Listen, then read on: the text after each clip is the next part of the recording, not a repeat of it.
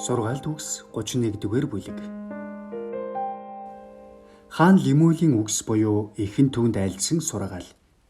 Хүү минь, хэвлийн үр минь, миний амлалтын хүү эмэгтэй хүний төлөө хүчээ барж үл болно. Хаадыг сүйтгэгч нарт хүсэл зоригоо эзэмдүүлж үл болно. Лемуэл минь, хаан хүн дар суухан зохисгүй зүйл мөн, удирдагч хүн сарахтыг хүсэн тэмүүлэх нь зохисгүй. Учир нь тэд ууж цогтууран тогтоолыг умартаж, зовж зүдэрсэн олны эрх ашгийг уландаа гიშгэхгүй. Ядарч туйлдсан хүмүүст сарахтыг барь. Гашуун амьдралтай хүмүүст дарсыг барь. Тэр ууж ядуу зүдүү байдлаа мартан зовлон зүдгүүрээ дахиж бүү санаг. Хэлгүй хүмүүс болон золгүй бүх хүмүүсийн төлөө амаа нэ. Амаа нээж зөв шударгаар шүүж ядуус ба гай зовлонд унагсдын эрхийг хамгаал. Хэн 13 тэгш ихнэр олж чадахгүй. Тийм ихнэр эрдэнсээс ч үнэтэй. Нөхөр нь түүнд бүрэн итгэх бөгөөд юугаар ч үл дутна. Тэр бүхэл амьдралынхаа турш нөхөртөө мууг бус зөвхөн сайныг л үлддэг. Ноос ба майланган даавууг тэр сонгон авч гараа хумхилгүй ажилдаг. Худалдаачны хөлөг онгоцнууд мэт тэр хоол хүнсээ хол газраас зөөдөг.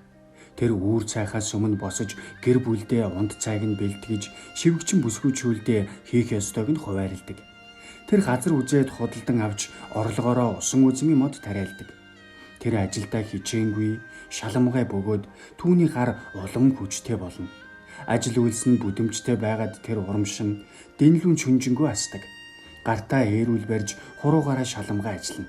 Ядуу хүнд гараа сунгадаг, гачигдж дутагдсан хүмүүст тусалдаг. Цас хаялахад гэр бүлийнхээ төлөө санаа зовох зүйлгүй байдаг. Учир нь гэрийнх нь дулаан хувцаар хангагдсан билээ.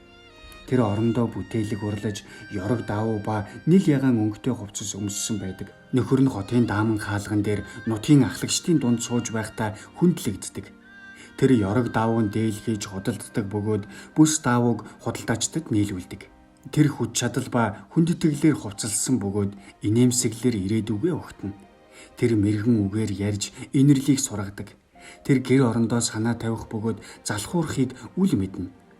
Үр хүүхдүүд нь өсөж өндийгөөд түүнийг өрөөнө.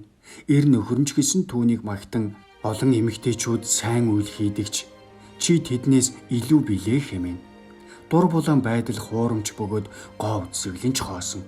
Харин эзнээс эмээгч эмэгтэл магтаал авах учиртай. Ажил үйлсийнх нь үр жимсийг түүнд өг.